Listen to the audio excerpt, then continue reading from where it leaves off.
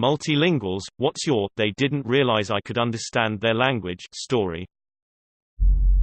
I live in England but I come from Poland and am fluent in Polish alongside English. Couple of days ago I was ordering at a Subway when two Polish employees started talking. It went something along the lines of this wants chicken and bacon and they laughed. On a side note, I feel like that's not that uncommon of an order, right? When it got to putting vegetables on the sub, I gave my order fully in Polish with a big smile on my face. The order cost me £4.80, but the looks on their faces were priceless.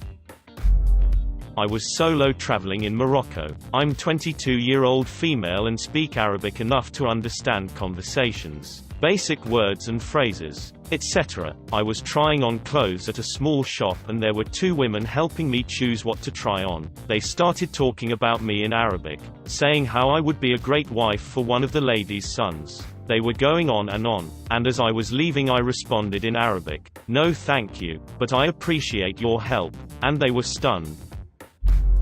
I'm a black American. My dad was military and stationed in Korea from his late teens to mid-20s. He picked up on the language, and as a child he taught me. It was like our secret language to talk around my mom with. She hated it. Anyway, I went to college with a large Asian population. While me and some friends were in a study room, a group of students came and asked us to leave so they could use the room, in English. There was no time limit, no sign up, no nothing where they had that right. So I explained that we were there first and asked why they want this particular room. Then they start speaking Korean and say something along the lines of, "Ugh, of course the black is being difficult. They've been here for a while so they need to leave. Maybe we can lie and say the professor reserved it." I respond, in Korean, "Call me a in English so I can punch you and everyone in this room knows why." Their faces turned bright red. They couldn't say anything, they just looked at me in shock and then left the room.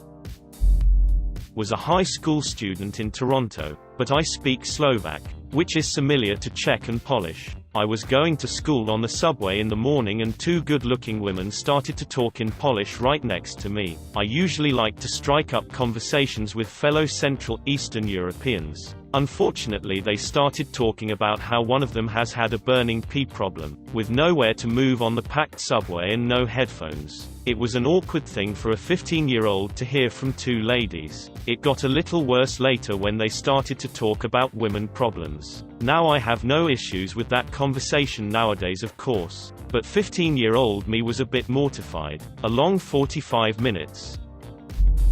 When I was doing my exchange studies in China, native Russian, I was riding a subway in Shanghai. At one of the stops a mother and her daughter sat beside me. The daughter was maybe 4 or 5 and she wouldn't stop looking at me. Then without turning her head she started asking her mom, "Mommy, why is Mr. so strange? Why is his hair strange?" And so on. I didn't react, as if I didn't speak Chinese. And the mother patiently told her daughter, "Mr. isn't strange. He's just a foreigner. They look different." I thought it was really sweet, so I started talking to both of them in Chinese. They were very nice and I hope they're doing great now.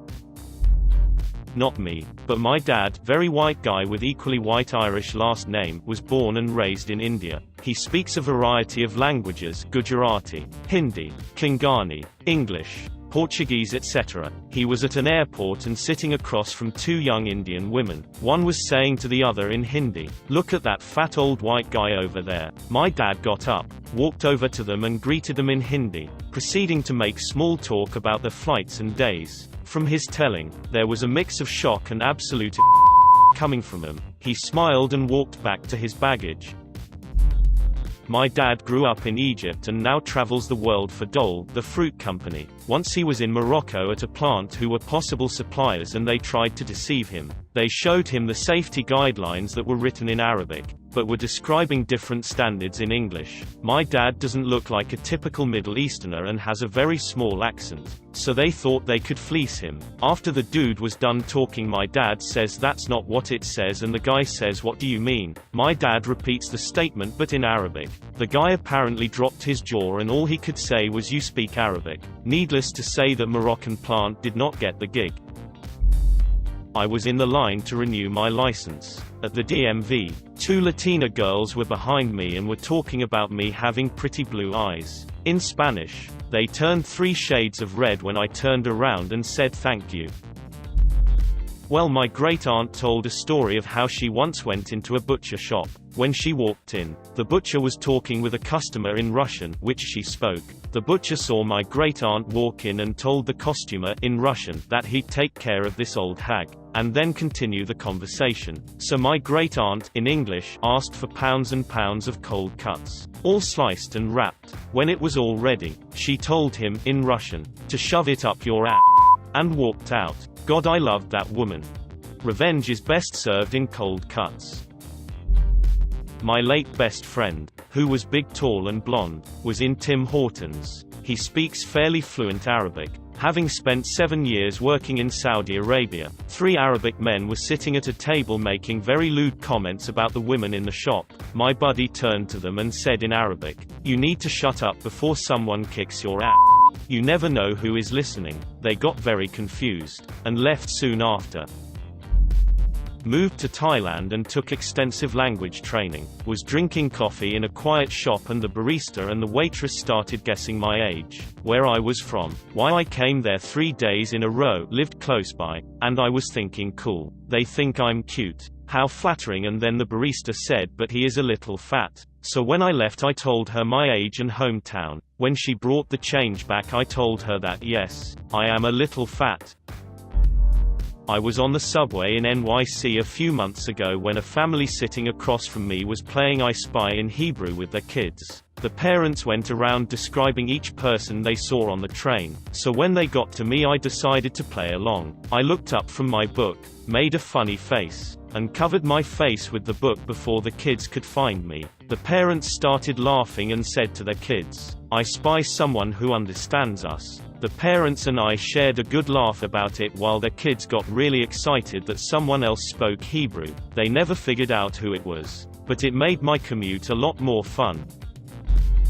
Not me, but my dad. We are from South Africa. My dad speaks 5 English, Afrikaans, similar to Dutch, French, Italian, and German. He emigrated to the UK in early 1995 when a lot of other South Africans were doing the same. He was on the Underground in London when he overheard 2 guys speaking about a pretty woman on the train in Afrikaans, my dad's native tongue. According to Dad, they were being incredibly rude and using quite graphic descriptions of what they wanted to do to her. My dad decided to speak up, and told them to f*** off, and to not speak to people that way. They don't know who is listening. The 2 guys looked horror-struck and shut up immediately. The lady turned to my dad at her stop and said, in fluent Afrikaans, "I bet they couldn't do half those things with their tiny d."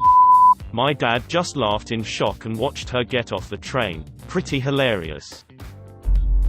My partner is a tattoo artist who can speak Bulgarian, Turkish, English and German. One day we were queuing in the supermarket and 2 guys behind us were laughing and snickering. She turned around and said something to them. Afterwards she was laughing while one of the guys went bright red. Afterwards I asked her what that was about. The guys were like, "Look at her arm. Those tattoos. Disgusting. How can you tattoo a naked woman on yourself?" In Turkish. My partner turned around and said, "Thanks bro." The first the guy asked her to repeat because he didn't even register that she could be speaking Turkish and he misheard English. That's when she said, "For the tattoo opinion." It was funny from there. The guy apologized and said he has never felt so much shame in his life. His friend was saying at least buy them, my partner and I, some beers. This was in a small town outside of Dublin City, so I can understand why they didn't think there would be any Turkish speakers around.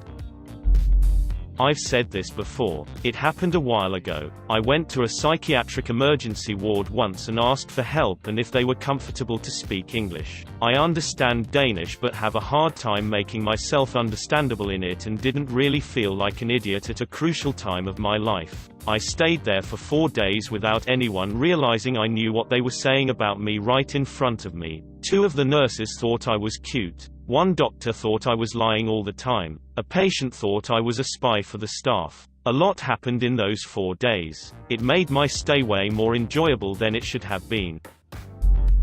My husband is the bilingual one, not me. He's from Colombia so he speaks Spanish fluently, but grew up in the US and has been here most of his life. He also has a really fair complexion. Most people think he's just Caucasian. Anyway, we were in Cabo San Lucas, Mexico looking for a place to eat. We get to a restaurant and he asks in English how much it would cost for all-you-can-eat tacos. The guy at the door said it's $15. His friend next to him said to the guy in Spanish, "I thought it's $12. And the first guy responded, "Yeah, but they don't know that."